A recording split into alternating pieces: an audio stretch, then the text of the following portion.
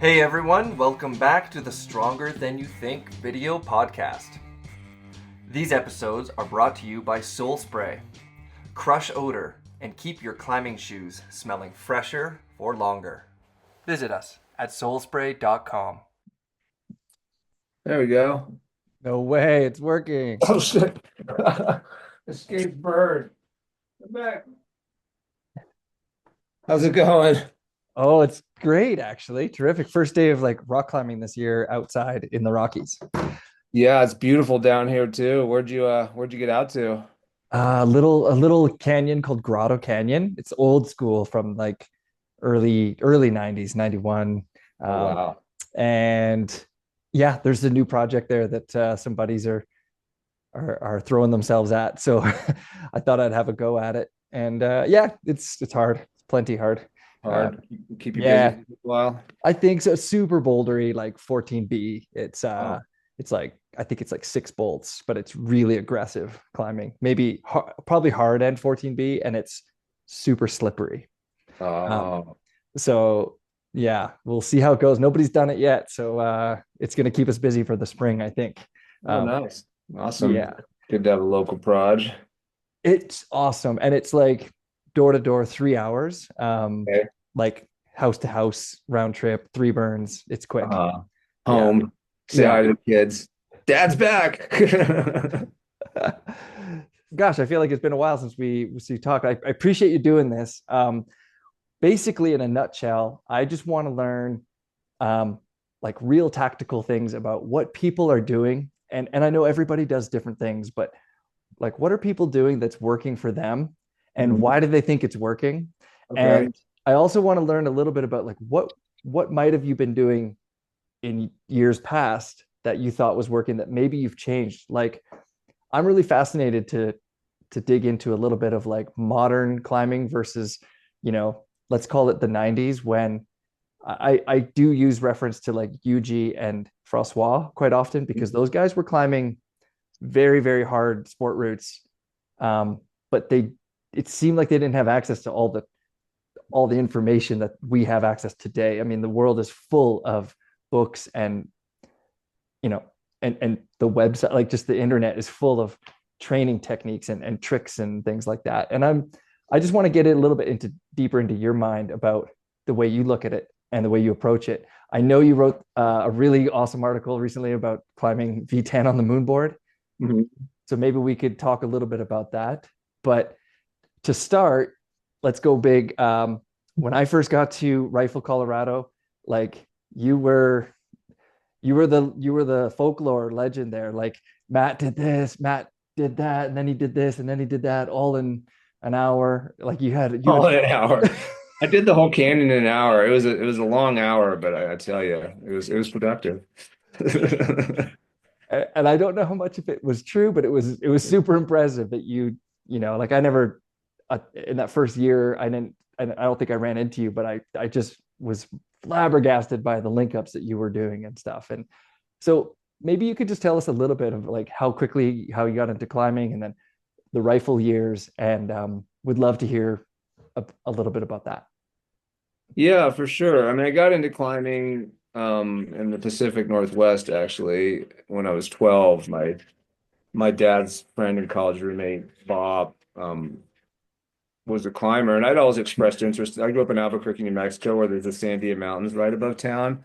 And I would ask my parents, they'd take me for hikes, but I asked them to stick around the trailhead so we could go bouldering. So they knew I was interested in climbing. So my dad started sending me out to climb with Bob in the summers. And Bob was very nice, I mean, I was just a pimply faced little shit, and he'd take me out for a week or two and we would do these great excursions, get in his VW van and drive out into the Cascades and do things like Mount Stewart. We did Rainier. And I loved it. I mean, as a kid, your mind's blown. I mean, I was a kid who grew up in a desert city, with mountains there, but to go to the Cascades and these things with huge amounts of relief and the beauty of the place. I Totally. was super into it, but this was the mid 80s, so there were no. So I'd come home to Albuquerque and there was nowhere for me to climb. There were no gyms at all. Yeah. no climbing teams, no Instagram, no nothing. Um, so when I was 15, I was old enough to take a course from the New Mexico Mountain Club, and learned a lot from them. They're all kind of engineer types. Everything was very by the book. So it was a really great, education in early climbing. And from there, I just really got into it. Once I was 16, I was able to drive and I went up bouldering a lot in the Sandias and met people at my high school who were also climbers. There were literally only like four or five of us, and we all found each other. I don't know how, I think because someone would have like a carabiner on their book bag, or, you'd look at Yeah. someone's hands and be like, hey, man, you climb? And we all found each other. So, from there, I was just really into it. So rifle started getting going in the early 90s. So around that time, I would have been in my early 20s, came up to Boulder to go to school at the University of Colorado, and rifle had just started getting going for its earlier sport roots. And probably the stories you were hearing about me doing the Canyon an hour were somewhat apocryphal, but I was in rifle early on, and I think my approach back then, as was somewhat common at the time, and maybe it's just the folly or the advantage of being young, was volume. I don't know, how scientific you were early on too. I remember hearing stories about you from Bill Ramsey, and Sonnie came here and took the whole madness cave in a day and blah blah blah. Same kind of thing. So I just remember back then I would just try to climb as many pitches as I could in a day. And we would do laps on stuff too. And that was pretty common in the 80s and 90s. Like you would see, I remember the first time I saw this, I remember seeing Jeff Wigan, a strong Australian climber who moved to Salt Lake, doing laps at Waco Tanks on the 512 Stardust, like 6 or 7 top rope laps in a row. And we would do stuff like that. We would just flog ourselves. I mean, really, like, you know, probably doing some damage, like doing so many laps on things and so many pitches in a day that even if you took 2 rest days, you were still sort of useless. I don't know how much of that kind of stuff did you do? Yeah, probably a lot. I typically was a more of a, attracted to volume climbing as well. Mhm. I've never been a powerful climber, like a powerful athlete. It, I use the reference of like when I hit a hold, it always takes me a second or two or three even to fully lock in on it. Mhm. Whereas when I see a really powerful climber, they can lurch to it and then it's like Yeah, just 100% engagement right away.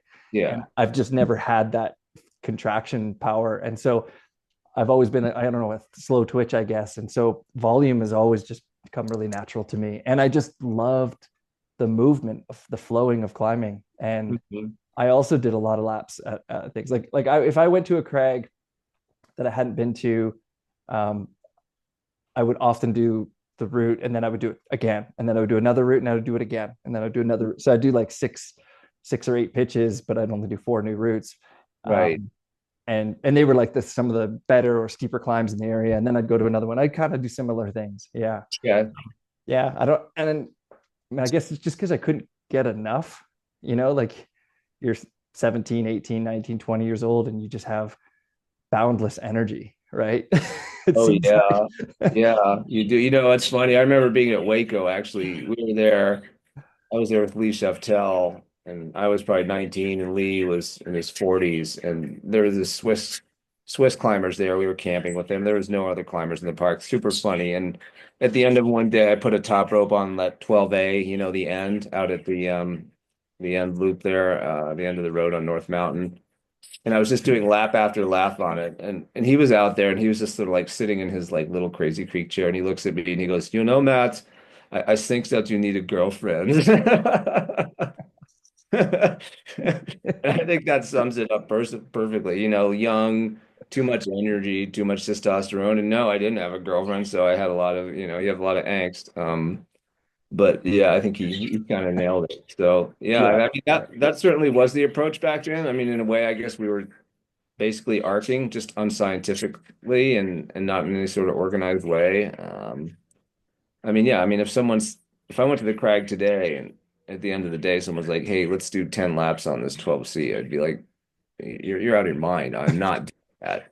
Like that sounds A, really hard, and B, like I'll go into a hole for weeks. But for some reason Right. back in the 90s, we would do that kind of stuff. I don't know. Well, I guess there just wasn't gyms were still rudimentary. Woodies were Mhm. around, but there weren't that many of them. There were certainly no boards, and not much, I think, was known about the benefit of being stronger, you know, physically stronger and more powerful, and how that could translate into better sport climbing. It was just sort of like, let's do as many moves as possible.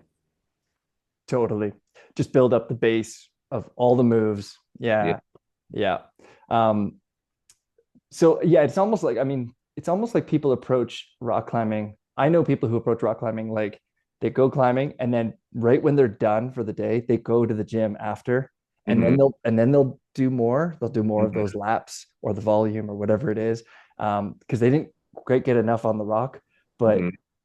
we didn't really, I mean, maybe we did have that option, but like it felt like it was just better to stay out all day and just get yourself kind of wrecked. Yeah. And so, yeah, maybe just because the gym era, there wasn't that many gyms in the early 90s. Like, I mean, we've seen a huge boom in the last 10, 15, 20 years, but Yeah. um, it doesn't seem like there was a gym in every town and every neighborhood back then. So, yeah, And they're so rudimentary too. I mean, that's a good point, right? Like if you went to the gym, there wasn't really much to do laps on. There were just these funky, either sharp, tweaky, or greasy roots on, the textureless Unira holds, which were cool but had no texture, or the very earliest Entrepris and Metolius holds where they're trying to mimic like monos in the Verdone and at Smith Rock. I mean, totally. stuff like that where you're like, I'm just gonna get wrecked. So Yeah.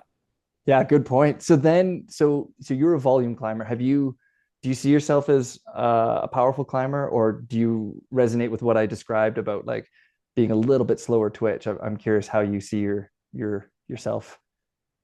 I think my default mode is slow twitch. My mom was a competitive marathoner, and my dad was a big marathoner too, and rode bikes. I think Cool. genetically from both of them, I got a lot of slow twitch, and I leaned on that for years, and certainly sought out roots in that style. What happened though, I mean, you can climb that way forever. Like you just have to select your venues, right? I'm going to the Red. I'm going to the Pipe Dream Cave in Maple. I'm going to Spain and getting on 40-foot, 2-foot climbs. And you will always find routes that tick that box. But here in the Front Range of Colorado, our rock, we have a lot of rock, but it's often scrappy, broken up, nice granite and sandstone. We don't have these big Mhm. limestone mega pitches like you do, or even Rifle was a huge endurance place, right? With the knees and the knee bars and rests.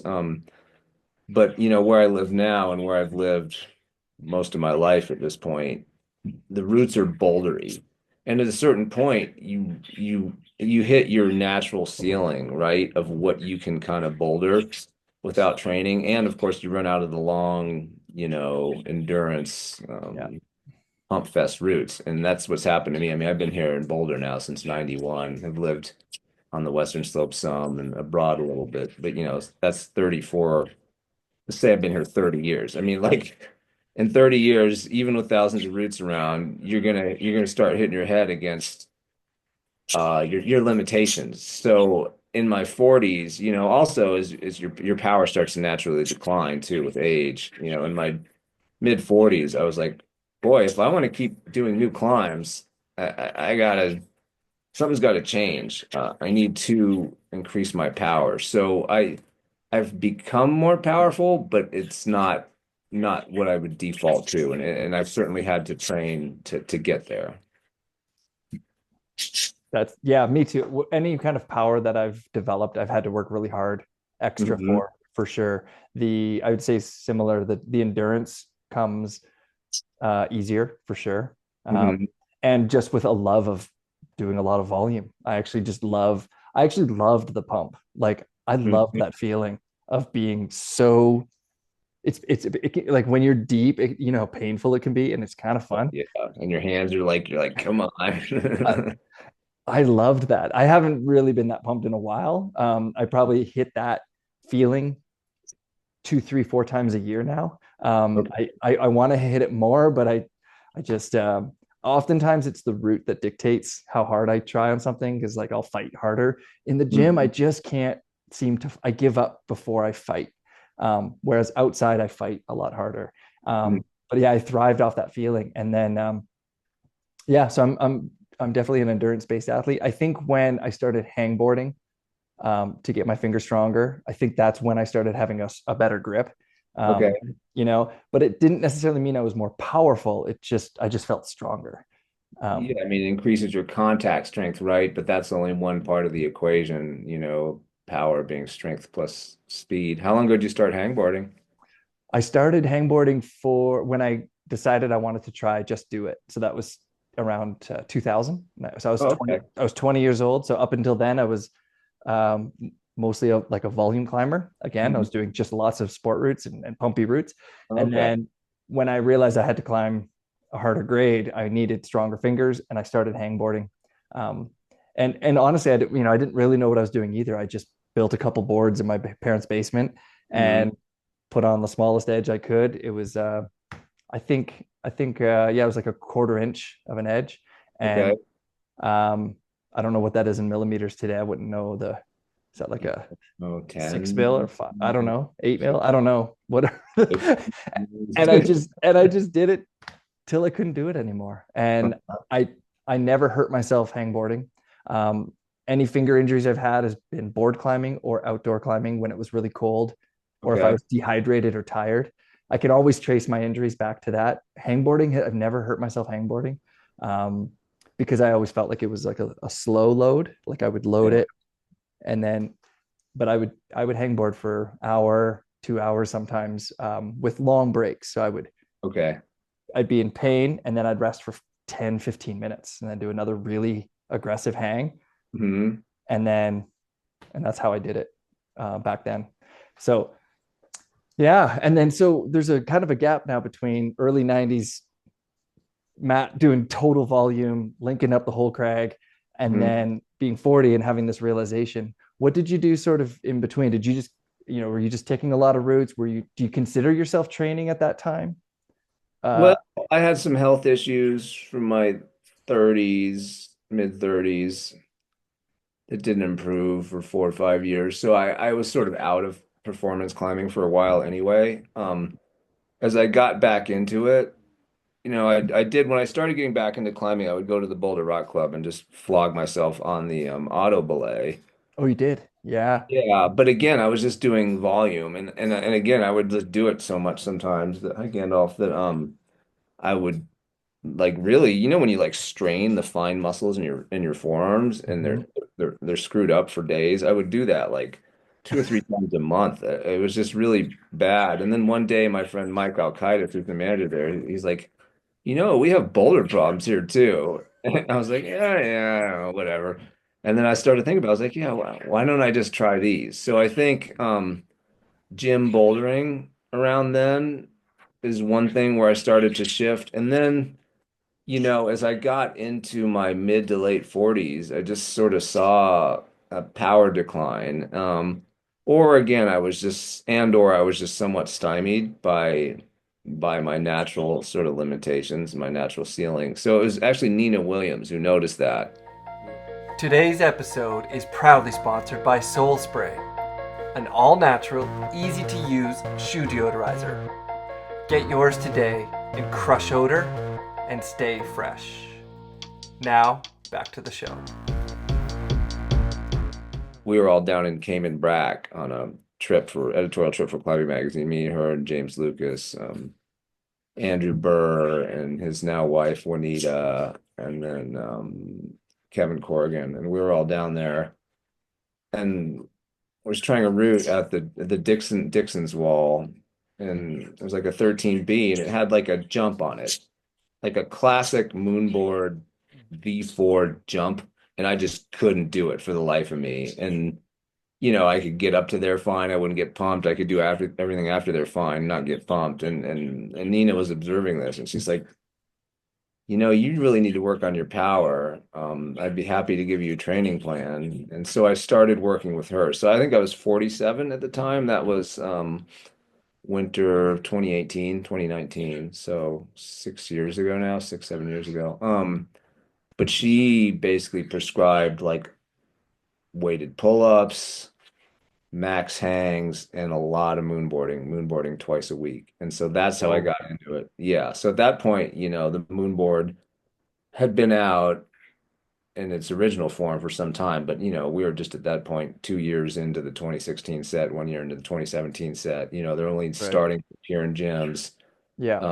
Kilter and tension, were about to come along or had come along. Like it was all still a relatively new thing. Hello, Gandalf.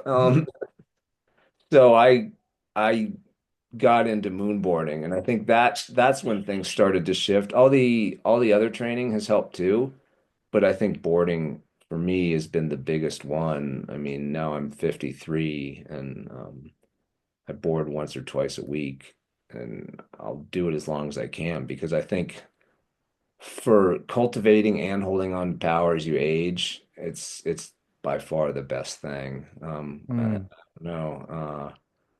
Yeah, I mean, other things I've added to increase my power are weights, dumbbells, probably 2 or 3 times a week. And I've had training plans from Nina. I've worked with her and had a few training plans over the years and done some in-person coaching too. But one thing that I added on my own and that she helped me refine is dumbbell work. So here at home, I have a bench and these adjustable dumbbells that yeah. you know, can go from 10 to 80 pounds or something. And again, I don't do much, but I've noticed that just becoming a stronger person Yeah. makes you more explosive on the rock, and I have lifted weights on and off through the years anyway. But yeah, I think if you can find a weight lifting regimen that supports and supplements your climbing and complements it, you will benefit, especially as you're older. I mean, it's all very well documented, sort of use it or lose it, like, sarcopenia, losing muscle and the decline of your power. It really does happen, but you can slow it and stave it off by lifting. So that's been another huge one too. Another thing that I noticed that I did this year that had been part of Nina's training plans, but I actually just sort of like doubled down on it because I really liked the suffering aspect of it was eccentric lowers with weight on you. You start on the pull-up bar all the way cocked up, and over the course of a minute, you just lower out. You want to finish extended, but only like in the last few seconds. Okay. So you don't just be locked out on your arms. The goal is to just be recruited all the way down, and it is horrendous. I mean, it is so difficult. You're shaking, sweat's running in your eyes, your whole nervous system is firing and firing. But it it I I'd only done it for one training cycle out of three in the winter before, but this year I did it for two, and I felt like someone had given me steroids or something. Like, yeah, Right. I mean, I know it doesn't work for everyone, but for some reason, my body really responded to that more than like campusing or, jumps from the grounds to holds, all these other sort of power modalities. For some reason, it made me able to really like lock off and jump and do that. And yeah, I think those are the things that have helped the most, boarding. And I've switched from the max hangs to using tension blocks instead, You and have. pulling weight on the floor. Yeah. I So I'm think curious it's a about that. little, Well, have okay, you, I do have a couple questions. So the lowering, how do you get up there in the first place? Are you on a block and then you step off and you lower? yeah, get on Okay. one of those things that people do, those box jumps. Get on a Yeah. box, Yeah. have the weight dangling from your harness, and then just start all the way up there and Okay. then lower yourself out And it's on a pull, on very a pull. controlled and slow. It's slow. I mean, a minute, I tell you what, you don't know how long a minute is until you've done to do these. Like a minute can fly by while you and I are here shooting the shit, but Yeah. like a minute with, however Wow. many pounds in your harness and you trying to stay locked off and through gradations lower yourself, boy, I'll have my phone on the floor so I can look at the timer and kind of meter things that way. But yeah, it's a minute and it's like 3 sets of those. I think each week I would do more sets. So it was twice a week. first week 3 sets, second week 4 sets, third week 5 sets. That's how Nina had all the exercises kind of staggered. Like each week I'd do one more set of exercises. So yeah, by Okay. week 3, you're just getting decimated. And I tried to do it in the third training block and got one day in and I was like, no, no more. So, I think there's clearly a point if you're doing them and they feel bad, you should stop Mhm. because they're I don't know, it's high potency stuff, but I know they also help too with, some elbow, like they're often given to people as PT for elbow issues. And I you can do them with weight too. You can just do them with your body weight. Right, right. I have an interesting story where I started campusing up and down with weights in my pack, and then I got severe elbow tendonitis, and I think it was because I was like I was dropping, and Okay. I think I was just blowing them out. I was going the up was I think is safe, but then on the down I was coming down. Ching. Yeah, Yeah, and that makes so sense. I've been afraid of lowering with heavy weights ever since. But this actually sounds like it's got some meat behind it, some real reasoning why it works, especially the 1 minute. Yeah, I very think it cool. does. Yeah, I mean, try it too. Just try one day, Definitely. do 3 without weight on you and see how your elbows respond. But Yeah. I know people have used them to help get rid of tennis elbow. And like my son, he couldn't do pull-ups and that was how he eventually got strong enough to do pull-ups was eccentric lowers. Like I helped him, Yeah. spotted him. So yeah, I think if they Right. work, they're very effective. And it was weird. Like you wouldn't think that this slow, controlled sort of sloth-like thing would translate, but when I did it this winter, I saw a big jump on the boards. Cool. Yeah, I was like, whoa, wait a minute. So So I don't know. this it's weird because people think that board climbing is finger strength, but you're saying that you from your shoulders and back, it's Mhm. it strengthened your board climbing. I think it did. Yeah, I mean, it made my posterior chain so much stronger that when I jumped to a hold, I could be way activated on it, elbow bent, shoulder in, instead of sort of being like, oh, loosey goosey. I could be up on it and locked in and feel strong. I think that was the difference. And most of the holds too on the boards, like yeah, it's finger strength, but most of them are very positive too. So if you've been boarding for a while, you should be able to control most of the holds anyway, in That's theory. Yeah, that's cool that you say that because I spoke with Connor and he was saying that he has really strong fingers, Connor Herson, but his climbing partner had noticed that a lot of it's his shoulder engagement. Mhm.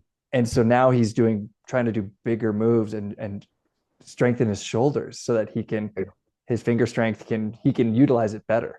So it's interesting what you're saying because that's kind of on par with an observation that they've had. But Yeah, no, I think they're spot on, right? I mean, you can crimp down all you want on 10 and 20-degree faces, but 30, 40, 50, the holds get far apart. You can still completely own them in terms of your fingers, but if the rest of your body is just, flapping away like a flag in the wind, then yeah, you're not going anywhere. amazing. That's really cool. So, the three pillars that I've gathered from these conversations are obviously fingers, right? Hmm. Shoulders, and then like your back and your core strength, right? Hmm. So this is one thing that's really moved the needle for you in that article that you wrote about moonboarding and your experience with it. Is that a big part of it, or is there something different that maybe Those 3 pillars you're talking about? is there anything in that article that you want to mention here about how you got to double digits on the moonboard at in your 50s?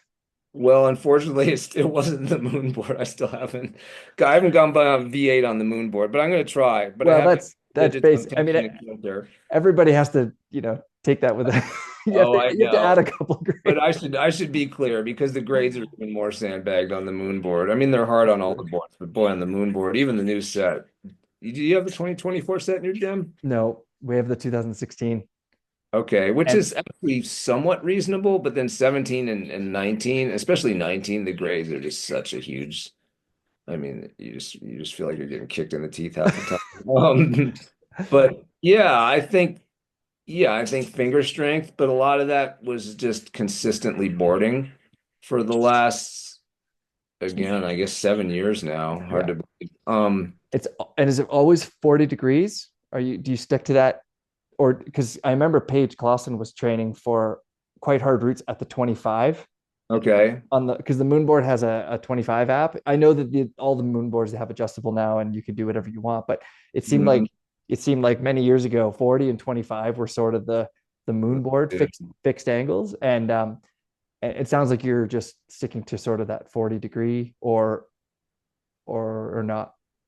I am. So my garage, I have a grasshopper wall, really nice wall. It's adjustable, but I don't have a ton of ceiling height. So it's easier to just keep it fixed at 40. And I have the 2024 moon board set on there. But then a local, we have, the movement gym in Boulder they put in an adjustable kilter and an adjustable TB2.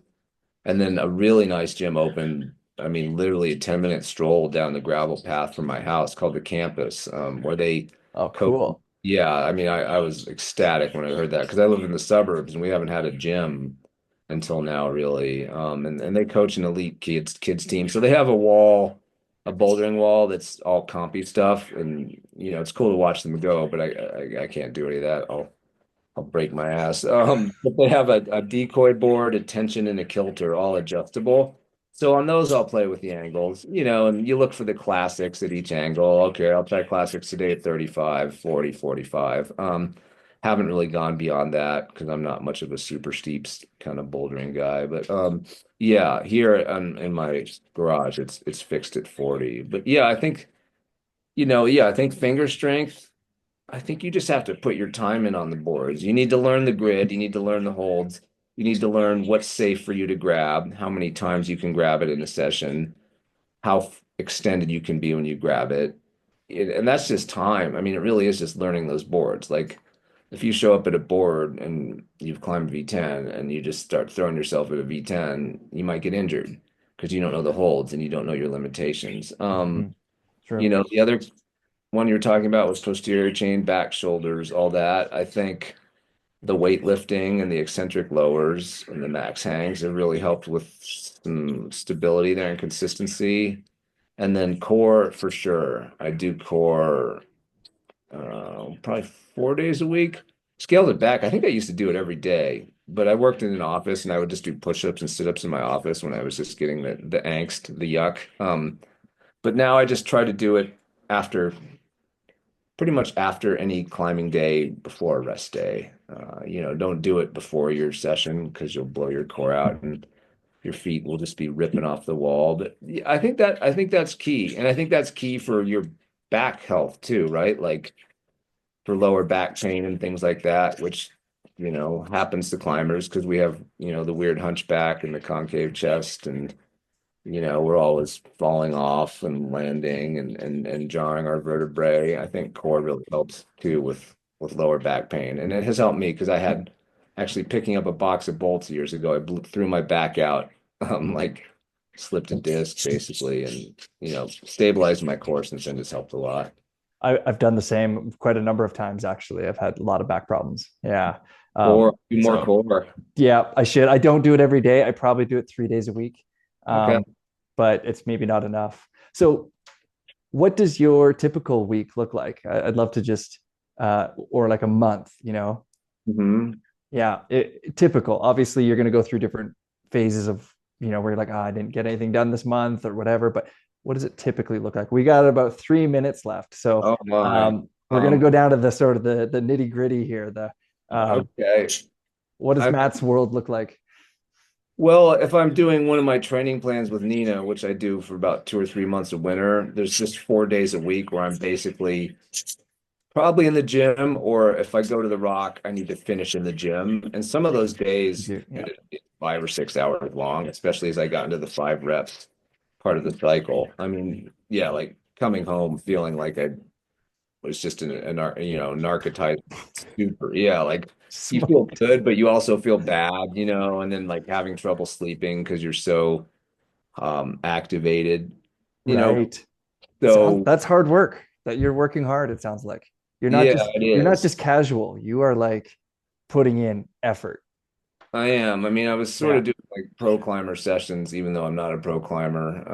I don't know why, just because I like it. I Yeah. like so that's the training cycle. Like right now, I'm not training anymore. So I'm still probably in the gym 2 days a week. And usually that's boarding.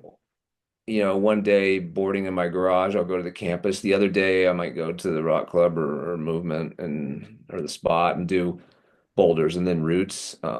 I'll lift 2 days a week, maybe three while I'm not in a training cycle. Core 3 to 4 days a week. Awesome. Yeah, and kind of like you were talking about earlier, like if I go out to the rock and I don't drain the tank, I will, if I still have skin and I don't feel thrashed, I will do something multiple sessions in a day. I'll go to Yeah. the gym on the way home, or I'll rest a few hours and then I'll go to the gym and kind of try to restart the motor, or I'll go into my garage and moonboard until I'm just out of skin. But Awesome. I guess that sort of goes back to the 90s volumes day, right? Yeah. Volume where you're just trying to flog yourself. Oh man, I wish I could talk to you more because you're so fascinating. We got 30 seconds, so I'm gonna wrap it up there. Okay. I'm gonna summarize everything you said, and dude, I appreciate your time. It's so good to see you. Oh yeah, you too, Sonny. Yeah, yeah. You, yeah, good to connect. And yeah, if you want to talk more, if you ever spend money on the full Zoom and you want to talk for even 45 minutes, crazy shit, we can do that. It goes too fast. It goes too fast. Yeah.